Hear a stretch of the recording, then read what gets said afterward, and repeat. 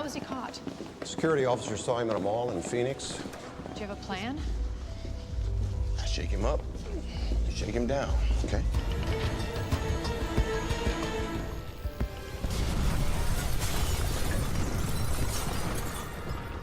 A man nervously records a video, first introducing himself as Stephen Arthur Younger, then re-recording as Yusuf Atta Mohammed. The scene shifts to the FBI's Los Angeles Counterterrorism Unit, where Agent Helen Brody leads a meeting on watchlist surveillance. Frustrated by the lack of progress, she worries they need solid evidence for an upcoming review. Agent Phillips mentions a potentially important case involving Henry Harold Humphreys, whose classified file includes details about his Bosnian Muslim wife and her connections to suspicious activities during the Bosnian War. Despite her reservations, Helen supports further investigations. At the Humphreys' home, they appear to be a typical couple, but are more cautious. Rena tells Henry that she uses security cameras to monitor their surroundings. Meanwhile, news reports reveal that Yusuf is wanted for allegedly killing a police officer and kidnapping 2 children. At the FBI office, Agent Paul Vincent watches the same broadcast with Helen and her team, confused because they haven't been briefed on Yusuf, even though he's been tracked as a potential terrorist. Agent DJ Jackson notes that Yusuf has no prior suspicious activity and served in the army, but his file is classified. Helen's supervisor, Assistant Director Jake Saunders, insists on questioning all watchlist targets, despite Helen's concerns about the large number. Jack assures her that enough agents will be available to assist. Helen instructs a couple of agents to bring in Rena, who has just been added to the watch list. As the agents approach the Humphreys' home, Rena sees them through the security cameras while her family plays. She communicates with the agents via intercom, but Henry quickly contacts his Defense Intelligence Agency associate, Charles Thompson, insisting that their identities and locations must remain confidential due to CIA protection. Charles explains that there may have been a misunderstanding with the FBI. No, I'll take care of it, but you need to relocate us immediately.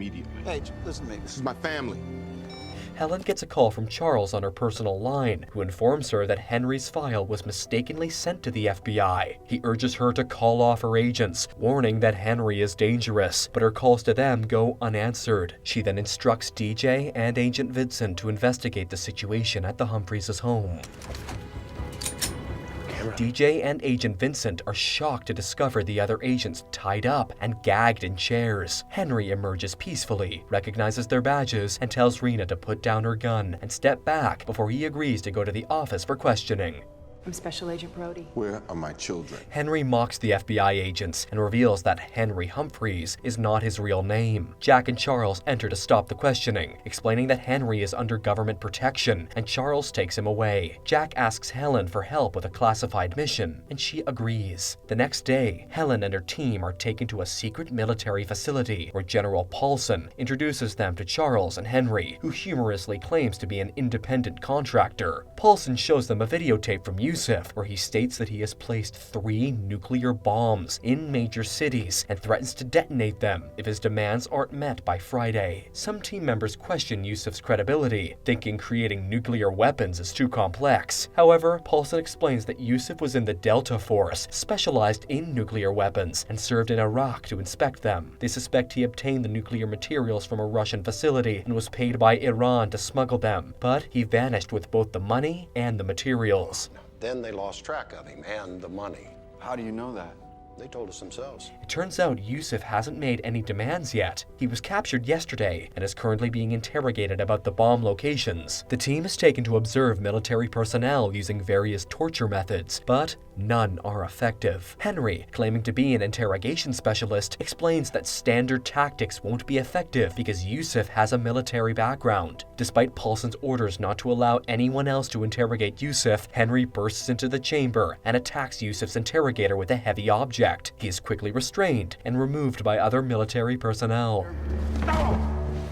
In the chaos, Helen enters the chamber to question Yusuf. Despite her compassion, he refuses to answer, saying it's too soon, and she is quickly removed. Later, Henry calls Helen to his quarters and explains that, as an ex-military interrogator, he thinks standard tactics won't be effective on Yusuf because he is trained to resist them. While Henry reviews Helen's file, Charles and Paulson arrive, asking for his help with the interrogation. He agrees, but only if he can choose an assistant and another interrogator to work with him. To Helen's surprise, he picks her as the other interrogator. They head to the interrogation room, where Paulson expresses discontent with Henry's conditions, asserting his authority over the facility. However, a top official backs Henry's requests because of the urgency of the situation. As the others leave, Paulson departs too, leaving an underling in charge. Henry instructs his assistant, Alvarez, to bring in his equipment for the interrogation of Yusuf, who is tied up with a hood over his head. Henry demands to know where the bombs are, but Yusuf stays silent. In a shocking move, Henry uses an axe to chop off the tip of his own finger. Everyone watching, including Helen, is horrified by Henry's method. While Helen and the military team attempt to intervene, the top official approves Henry's tactics to expedite finding the bombs, to the horror of everyone.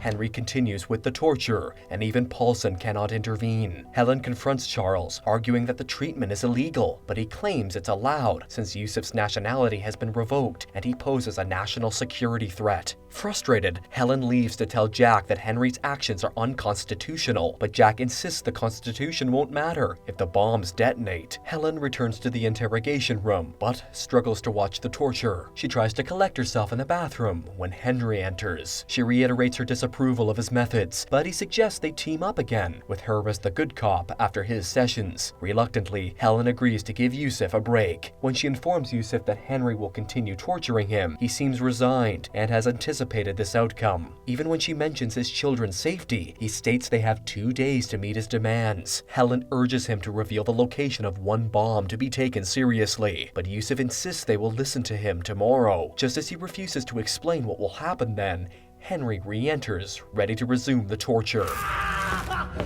Yusuf endures relentless torture day and night, with no sleep allowed. By Thursday, Henry begins using electric shocks on the battered Yusuf. When Rena and their children arrive to visit Henry, he asks Helen to watch over Yusuf while he spends time with his family. Unfortunately, the machine delivering the electric shocks malfunctions while they attempt to wake Yusuf. They successfully turn off the machine just before it could kill Yusuf. Later, Henry reveals to Helen that he intentionally malfunctioned it to give Yusuf false hope. Meanwhile, the FBI investigates Yusuf's family and bomb locations, discovering a lead from a witness who saw Yusuf renting a 2-ton truck in Jersey, which he never returned. They suspect one bomb is near LA, another around New York City, and the last somewhere in between. Henry calls Helen to the interrogation room to question Yusuf about that Thursday. When Yusuf remains silent, Henry has Helen massage his stiff neck to increase his discomfort. While she does this, Henry plays a song and recounts how he met his wife during the Bosnian War, implying Yusuf is a bad father. This emotional tactic eventually breaks Yusuf, and he agrees to discuss his demands. He wants the president to issue a public statement ending financial and military support for puppet regimes in Islamic countries, and to withdraw all American troops. However, everyone agrees that his demands are unlikely to be met, as negotiating with terrorists is against policy. Henry argues that Yusuf's demands should be considered, since he only seeks an announcement, not actual action. With only 24 hours until detonation, pressure mounts. Henry is told to continue the torture, while Helen tries to persuade Yusuf to reveal the bomb locations in exchange for his freedom to go to Pakistan with his children. Henry insists that Yusuf doesn't truly want freedom, which Yusuf confirms by stating that freedom is a false god and that there are bombs that will detonate if his terms aren't met. Meanwhile, the team reviews security footage of Yusuf standing still for nearly half an hour, seemingly waiting to be arrested. Paulson speculates that the bombs might not be real, prompting Helen to confront Yusuf again. Ultimately, he breaks down and admits that the bombs are just empty shells with no nuclear elements. The bombs are empty shells, there's nothing in them. Yusuf claims that he can prove his innocence and whispers an address to Helen, prompting a special team to investigate immediately. Helen and Vince join the team, but she remains skeptical and urges caution since Yusuf mentions something would happen today. The location matches one from the video, and they discover evidence on the roof, a picture of Yusuf on an electric electrical switch. When a soldier removes it, it triggers a massive C4 explosion in a nearby mall, visible from the roof. Furious about the loss of life, Helen confronts Yusuf, demanding to know the real location of the bombs. Yusuf remains unfazed, stating that the US military kills just as many people in Islamic countries every day. The investigation continues until Friday, just hours before the bombs are set to detonate at noon. The team discovers a parking ticket for Yusuf in Dallas, which leads them to a warehouse where one of the bombs is located. It turns out to be a real nuclear bomb, set to explode in 3 hours. Feeling defeated, Henry doubts that further torture will make Yusuf cooperate, but he heads back to the chamber anyway. Meanwhile, the FBI locates Yusuf's wife, Yahan, who insists on seeing her children before revealing any information. Instead, Henry decides to use Yahan to pressure Yusuf, placing her in the chamber to persuade him to disclose the bomb locations. When this tactic fails, Henry threatens her and ultimately slits her throat in front of Yusuf.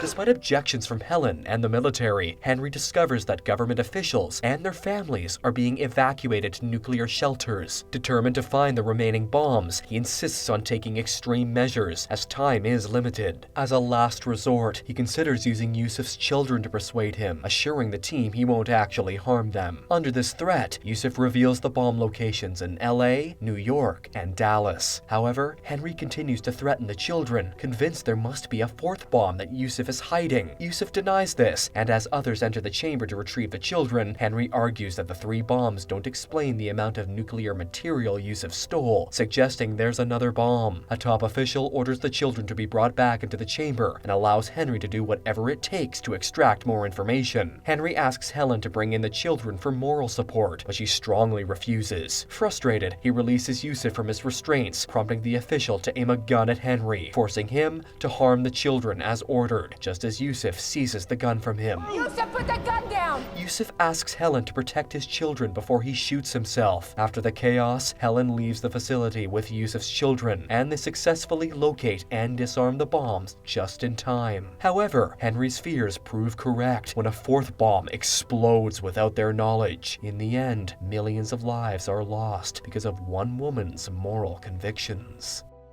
Don't forget to like this video and subscribe to our channel. Thanks for watching.